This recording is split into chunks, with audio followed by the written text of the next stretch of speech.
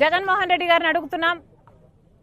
రాజశేఖర రెడ్డి గారి జలయజ్ఞంలోని ప్రాజెక్టులు ఆయన 54 ప్రాజెక్టులు జలయజ్ఞంలో మొదలు పెడితే 42 ప్రాజెక్టులు ఇంకా మిగిల్చి వెళ్తే ఆ 42 ప్రాజెక్టులని 6 నెలల్లోనే పూర్తి చేస్తానన్నాడు జగన్మోహన్ రెడ్డి గారు.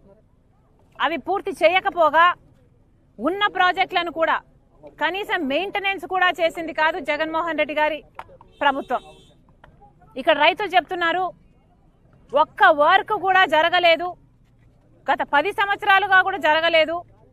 చంద్రబాబు గారు చేయలేదు, జగన్మోహన్ రెడ్డి గారు చేయలేదు.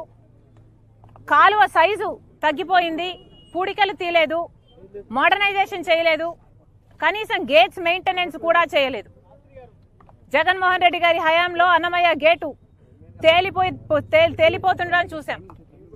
కనీసం ఇంట్లో ఏసీలకు లిఫ్ట్లకు కూడా మెయింటైన్ చేసుకుంటాం యాన్యువల్ మెయింటెనెన్స్ కింద. కనీసం ఆ మేరకు కూడా ఖర్చు పెట్టలేదు జగన్మోహన్ రెడ్డి గారి ప్రభుత్వం.